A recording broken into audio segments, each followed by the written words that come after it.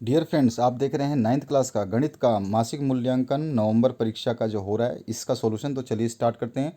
इसका complete solution बताऊंगा आपको कैसे कैसे कौन सा आंसर आएगा। पहला क्वेश्चन जो है इसमें पाई किस प्रकार की संख्या है। तो मैंने 4-5 वीडियो में आपको हमेशा बताया है कि पाई जो है एक अपरिमेय संख्या है, इरेशनल नंबर है। तो इसमें ऑप्शन नहीं है, तो इसमें से कोई नहीं, हमारा डी ऑप्शन करेक्ट हो जाएगा।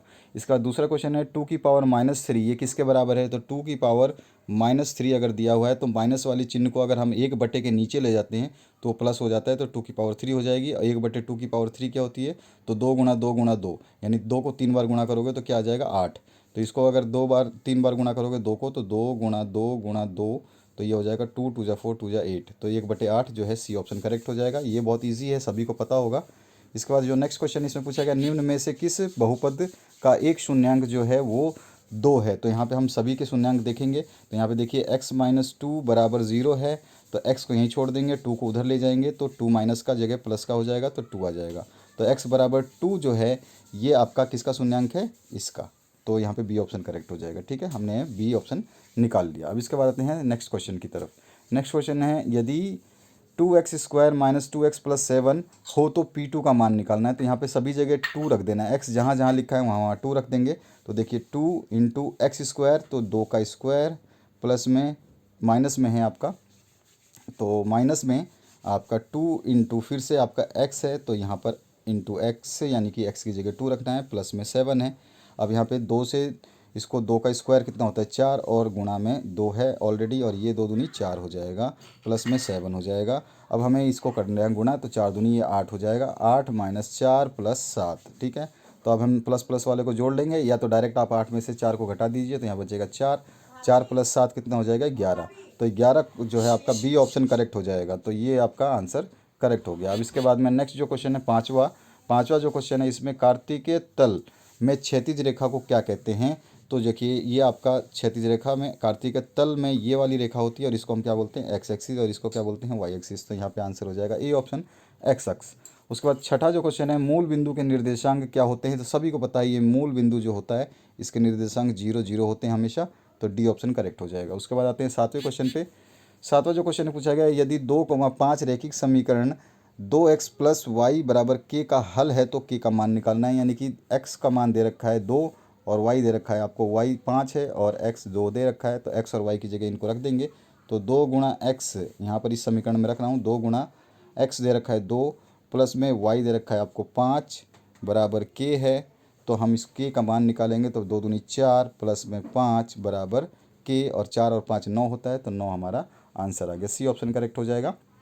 इसके बाद है आठवां क्वेश्चन, समीकरण 2x + 3y + 7 = 0 को मानक रूप x b y a x plus b y plus c से तुलना करने पर, तो ए की जगह क्या है यहाँ पे 2 है, और बी की जगह क्या है प्लस का 3 है, और सी की जगह क्या है प्लस का 7 है। सारे प्लस प्लस के हैं, तो ये आपका देखिए ऑप्शन कौन सा सही है। तो इसमें ए बराबर 2 प्लस का है, बी बराबर 3 प्लस का है, और सी बराबर 7 प्लस का है, तो सी ऑप्शन करेक्ट हो जाएगा। बाकी सभी में माइनस माइनस लगा हुआ है, तो ये आंसर सही नहीं होंगे, सी ऑप्शन करेक्ट हो जाएगा। इसके बाद आपका नौवां जो क्वेश्चन है इसमें पूछा गया है, उस कोण का माप क्या है जो अपने संपूरक कोण का दुगना होगा। तो सभी को पता है कि आपका जो ए प्लस में यहाँ पर कोई मान लीजिए ए है कोण, या एक्स कोण मान सकते हैं आपकी, कोई एक्स कोण है, एक्स प्लस में आपका एक्स कोण है, उसका संपूरक कोण हो जाएगा 2x, तो ये हो जाएगा आपका 180 डिग्री। और यहाँ पर 3x हो जाएगा, 3x = 180 डिग्री। तो 180 x बराबर निकालेंगे तो 180/3 कर देंगे, 3 से काटेंगे, 3 × 18 60 आ गया, x का मान 60 आ गया। और इसका दुगना ये पूछ रहा है, क्योंकि यहाँ पे संपूरक कोण का दुगना है, तो हमारे पास x जो संपूरक कोण 60 आया, तो इसका दुगना कितना हो जाएगा 120। तो ए ऑप्शन हमारा करेक्ट हो जाएगा। इसके बाद आते हैं हम नेक्स्ट क्वेश्चन पे। यहाँ पे जो पूछा गया है, नीचे दी गई आकृति में एक्स वाई और एम एन ओ बिंदु पर प्रतिच्छेद करते हैं, और पी ओ वाई 90 डिग्री है, और अनुपात दे रखा है A/B का 2:3 है, तो सी का मान आपको निकालना है। तो सिंपल है, बिल्कुल बहुत ही सिंपल है। इसमें क्या दिया गया है आपको कि ए का अनुपात जो है 2 है, और बी का अनुपात 3 है, तो 2 तो इसका अनुपात है, और 3 बी का अनुपात है। और आपको सारा पता है कि ये टोटल जो एक आपका ये वाला जो होता है ये 180 होता है। यानी कि आपका अगर मैं बोलूँ तो ये 90 दे रखा है यहाँ पर, तो आप अगर इसको ऊपर वाले को लिखेंगे तो कितना हो जाएगा, देखिए 3b की जगह हम b की जगह मैं सभी की जगह x ले लेता हूँ एंगल, तो 3x प्लस में 2x प्लस में 90, बराबर होता है 180 डिग्री। ठीक है, यहाँ पर ये सारा का सारा ये कोण ले रहा हूँ, तो यहाँ पे 90 दे रखा है आपको, 90 ये रहा और 2x ये रहा और 3 वाला ये रहा। ठीक है, तो यहाँ पे आ गया 5x, तो 5x प्लस 90 बराबर 180 है। अब हमारा 90 को उधर ले जाएंगे तो हमारा 5x बराबर 180 माइनस 90, तो 90 बचेगा, तो 5x बराबर 90, तो x बराबर क्या हो जाएगा 90 बटे में 5, और 5 से काटोगे तो 5 एकम 5 और उसके बाद में 5 5 × 40, 18 डिग्री आ गया x का मान। तो x का मान जो हमारे पास आ गया 18 डिग्री। तो यहाँ पर ये 2 गुना है तो 18 गुणा 2, और ये 3 गुना है क्योंकि यहाँ लिखा हुआ है क्वेश्चन में, तो 18 गुणा 3, तो ये 18 दूनी 36 डिग्री। तो आ गया आपका ए का मान, ए एंगल हो गया 36 डिग्री का, और 18 दूनी 36 38 54 डिग्री हो गया आपका बी का मान। ठीक है, अब आपको पूछा क्या है इसमें, तो आपको बताना है कि सी कितना होगा। सी कौन सा है, ये वाला। आपको सभी को पता है कि आपका ये वाला जो एंगल होगा ये सी के बराबर होगा, क्योंकि ये तिर्यक लाइन है, और तिर्यक लाइन के बराबर आमने सामने के जो ये कोण होते हैं ये बराबर होते हैं। तो ए प्लस 90 जोड़ लेंगे तो ए का मान कितना है 36, तो 90 और 36 कितना हो गया 90 प्लस में 36, क्योंकि आपका ये ए इसी में आ रहा है, ये एंगल बी नहीं आ रहा उसमें, बी छोड़ देंगे तो ए और बी, ये 90 और ए जोड़ लेंगे तो कितना हो जाएगा 90 प्लस 36, 90 और 36 कितना होता है 126। तो हमारा डी ऑप्शन करेक्ट हो जाएगा। समझ में आ गया होगा आपको। इसके बाद आते हैं बी पार्ट में। यहाँ पे किसी 4 प्रश्नों के हल करने हैं, हमें 5 प्रश्न हल किए हैं। 3/5 और 4/5 के 2 परिमेय संख्याएं ज्ञात करनी है। मैंने इसके लिए स्पेशल वीडियो बनाया कि परिमेय संख्या कैसे ज्ञात करते हैं। किसी भी 2 संख्याओं के बीच में अनंत परिमेय संख्या हो सकती है, तो 2 परिमेय संख्याओं के हर को बराबर करना पड़ता है अगर आपको ज़्यादा संख्याएं निकालनी है।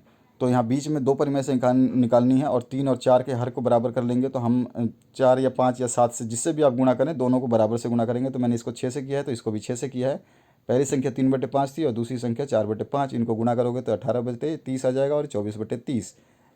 18/30 को काटोगे तो वापिस से आपका 3/5 ही आ जाएगा, और 24/30 को काटोगे तो वापिस से आपका 5/4 ही आ जाएगा काटने पे।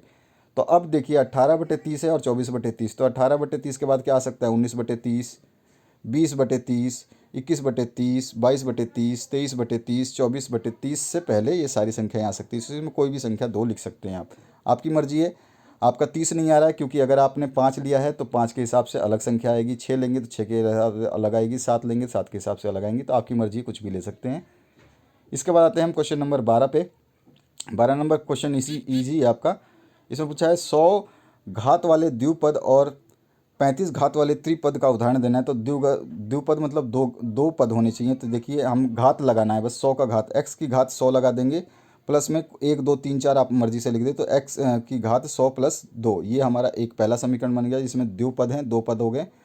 और 35 घात वाला त्रिपद हम लिखेंगे तो x की पावर हम 35 लगा देंगे, साथ में y प्लस में 3, तो यहाँ पे 1 पद 2 पद और 3 पद हो गए। तो ये हमारा समीकरण हो गए, 2 समीकरण इस तरह से हम लिख देंगे। इसके बाद बहुपद दे रखा है आपको 2x प्लस 3 के शून्यांक ज्ञात करने, तो 2x प्लस 3 बराबर 0 ले लेंगे, तो 2x यहीं छोड़ देंगे, 3 को उधर ले जाएंगे तो माइनस का 3 हो जाएगा, तो x बराबर क्या आ जाएगा -3/2, तो ये शून्यांक आ गया। 14 नंबर जो क्वेश्चन है इसमें दिया गया है यदि तो 2,3 समीकरण 2x प्लस 3 y बराबर k का एक हल है तो k का मान निकालना है। तो हमें क्या करना है, वही समीकरण अभी हमने ऊपर जैसे किया था वैसे ही करेंगे। यहाँ पर x की जगह 2 रखना है और y की जगह 3 रखना है। तो यहाँ पर देखिए दिया गया है x की जगह 2 और y की जगह 3, तो इसी समीकरण में मान रख देंगे। तो 2 गुणा 2 3 गुणा 3 बराबर k, तो ये हो जाएगा 2 दूनी 4 और 3 3 9 बराबर k, और k बराबर 13, तो ये हमारा 13 इसका आंसर हो जाएगा। अब आगे बढ़ते हैं नेक्स्ट क्वेश्चन की तरफ। नेक्स्ट क्वेश्चन पूछा गया है यदि किसी त्रिभुज के कोणों का अनुपात 2 3 4 है तो त्रिभुज के सबसे बड़े तथा सबसे छोटे कोण का मान निकालना है। तो यहाँ पे इस तरह का चित्र हो गया, 2x 3x 4x, यानी कि 2 3 और 4 अनुपात दे रखा है। तो इस तरह से, और तीनों का योग जो होता है हमें पता है, तीनों त्रिभुज के अंतःकोणों का योग कितना होता है 180 डिग्री होता है। तो 2x plus 3x plus 4x बराबर 180, टोटल हो गया 9x बराबर 180, तो x का मान आ गया 20, यानी कि आपका जो x है वो 20 आ गया। तो 2x जो निकालेंगे तो 40 हो जाएगा, 20 गुणा 2, 3x निकालेंगे तो 60 हो जाएगा, 2 3 गुणा 20, और 4x निकालेंगे तो ये 20 से गुणा कर देंगे 4 को तो 80 आ जाएगा। तो सबसे छोटा कोण 40 डिग्री और सबसे बड़ा कोण 80 डिग्री, यही पूछा है हमसे, तो दोनों आंसर हो गए। ठीक है, इस तरह से हम निकाल लेंगे।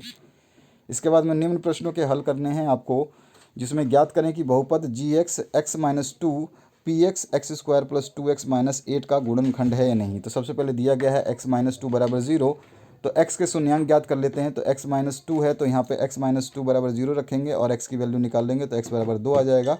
x बराबर 2 है तो यहाँ पे सभी जगह पे 2 रखते हैं। अब x का मान दिए गए समीकरण में रखने पर, समीकरण हमको ये दी गई है तो यहाँ पर x की जगह सभी जगह 2 2 रख रहे हैं, तो x की जगह 2 यहाँ रख दिया, इस x की जगह ये 2 रख दिया, इस x की जगह ये 2 रख दिया। इनको सॉल्व किया तो 4 + 4 -8 आएगा, यानी कि 0 आ गया, यानी कि P2 पर 0 आ गया।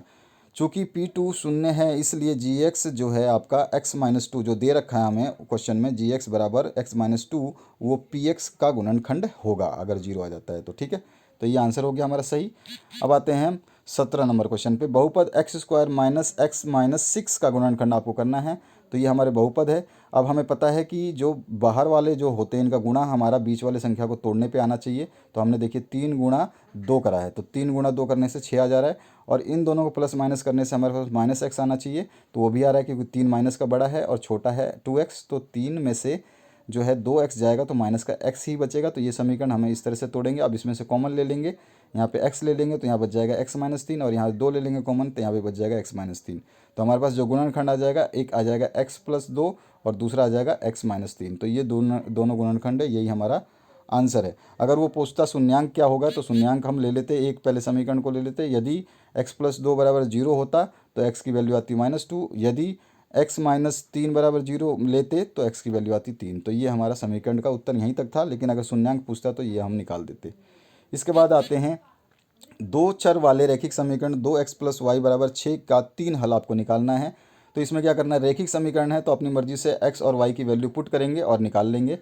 माना कि x की जगह मैंने 1, 2 और 3 लेता हूं तो y की वैल्यू 4, 2 और 0 आती है। यही मान निकालने हैं, 3 हल निकालने हैं, बस इतना ही है। आपकी मर्जी है, 1 की जगह 2 लो, 2 की जगह 3 लो, 3 की जगह 4 लो, आपकी मर्जी है। जितना छोटा लोगे उतना छोटा ही इक्वेशन बनेगा।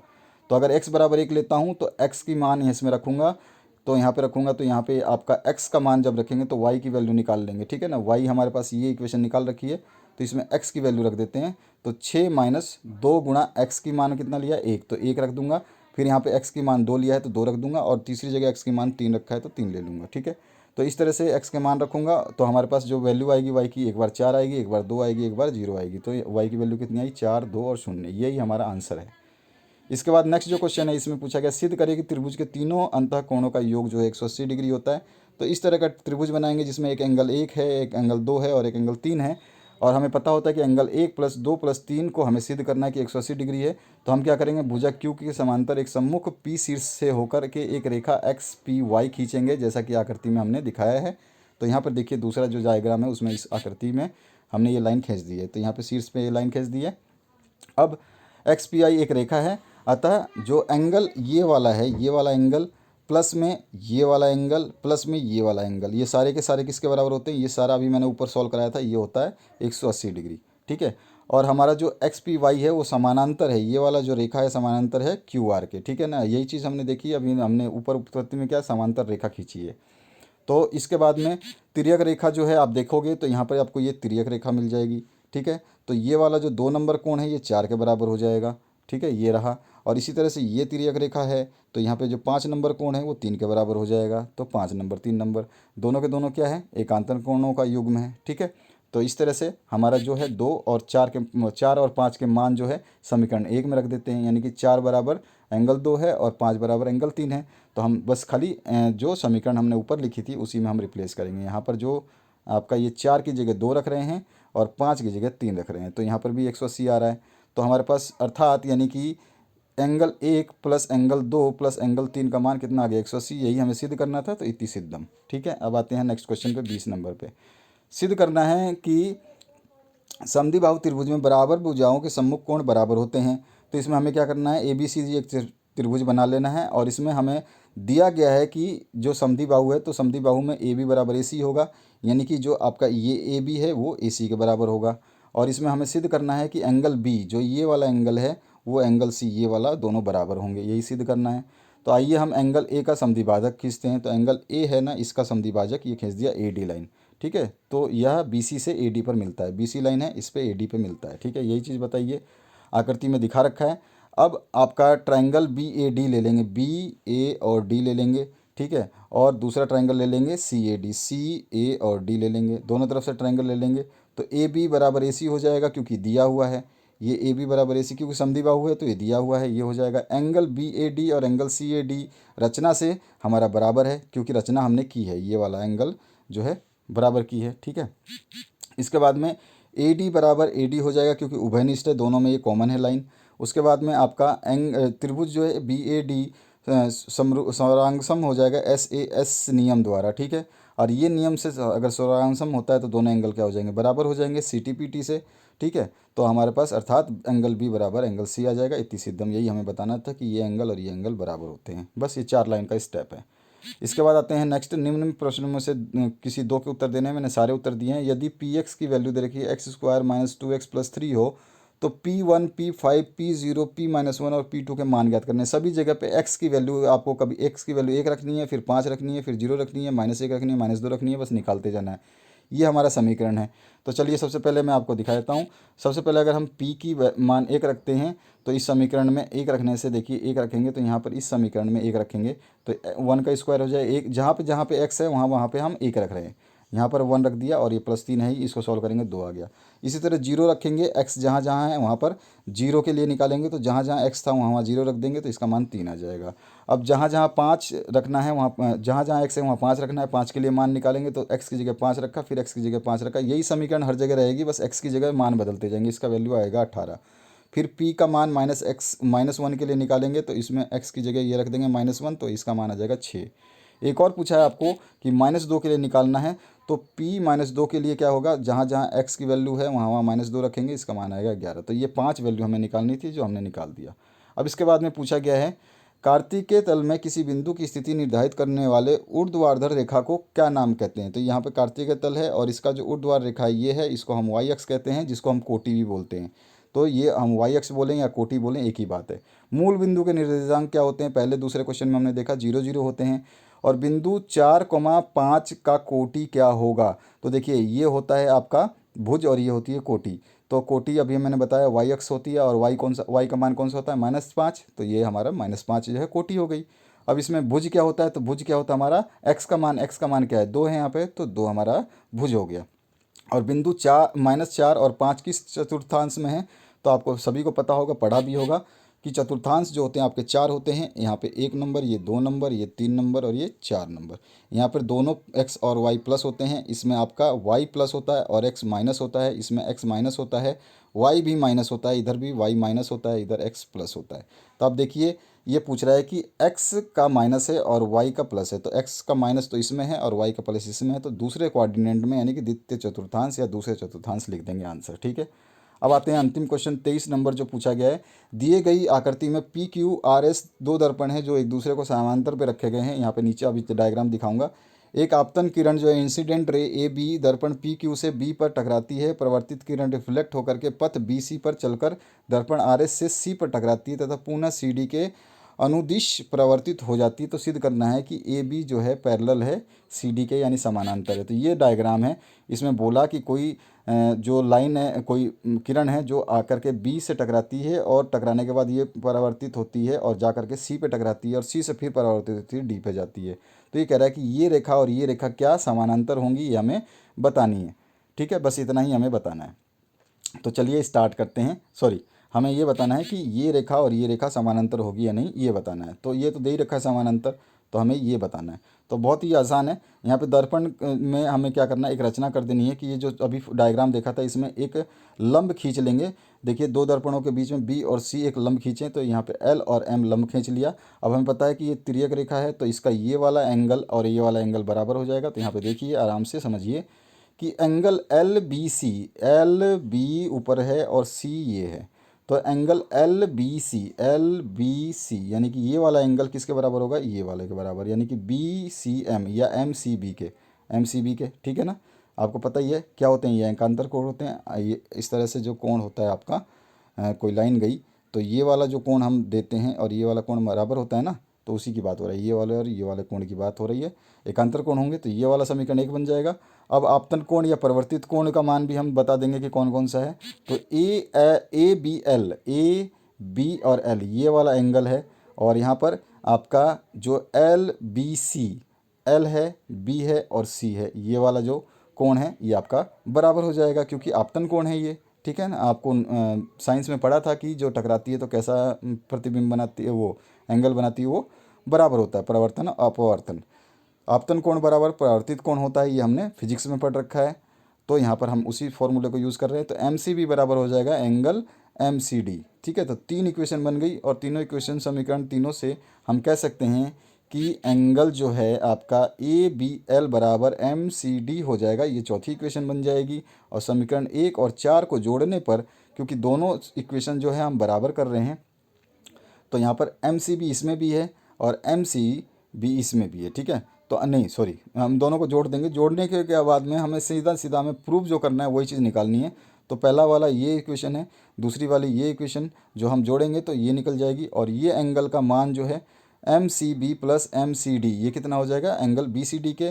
और ये वाला एंगल जो हो जाएगा angle B A B C के। आप चाहें तो इस डायग्राम को पहले देख लेना, आपके क्वेश्चन 6.2 का शायद लास्ट क्वेश्चन होगा, आप देख लेना। मैंने तो कर दिया है, आप आराम से इसको देख सकते हो। स्क्रीनशॉट लेके पढ़ लोगे तो ज़्यादा आसानी होगी, क्योंकि जब तक डायग्राम सामने नहीं होगा, एक बार आपको ये डायग्राम आपके सामने होना चाहिए, बस उसके बाद आप सारी चीज़ देखोगे ना, A to Z समझ में आ जाएगी, कुछ भी इसमें नहीं है। तो यहाँ पर देखिए ये हो जाएगा ए बी सी बराबर एंगल बी सी डी के, परंतु यहाँ एकांतर कोणों का युग्म है, इसलिए जो है आपका युग्म होगा तो हमारा समानांतर हो जाएगा ए बी सी डी के। यही सिद्ध करना था, तो इसी सिद्धम, ये हमारा पूरा का पूरा सॉल्यूशन है मैथमेटिक्स क्वेश्चन पेपर का। आप अपना कोई भी क्वेश्चन पेपर सॉल्व करवाना चाहते हैं तो हमारे व्हाट्सएप नंबर 8469022568 पर इसी तरह पूर्ण सोल्यूशन के लिए भेज सकते हैं। 8469022568 ये व्हाट्सएप नंबर है। इस पर कोई भी एक्स्ट्रा मैसेज ना करें, केवल और केवल आपका कोई क्वेश्चन पेपर है जिसको आप सॉल्व करवाना चाहते हैं वो इस पर भेज सकते हैं। तो आशा करता हूँ इस वीडियो से आप लोगों को हेल्प मिली होगी। Thank you very much, have a good day. अपने पेपर्स के लिए इसी वीडियो के डिस्क्रिप्शन बॉक्स में जितने भी आपके लिंक हैं उनको देखिए। 9th क्लास की लिंक बना रखी है, उसमें सब कुछ मिलेगा आपको, हर चीज़। कोई दिक्कत होती है कमेंट सेक्शन में कमेंट करिए, हमारे पास जो भी अवेलेबल सोल्यूशंस हैं आपको प्रोवाइड कर देंगे, लिंक दे देंगे। Thank you very much, have a good day. Share और लाइक करना तो बिल्कुल मत भूलना, लाइक करना भूल जाते हो आप लोग। लाइक करके और शेयर कर दें दूसरे दोस्तों के साथ, ताकि उनकी आप मदद कर पाएँ। Thank you very much, have a good day.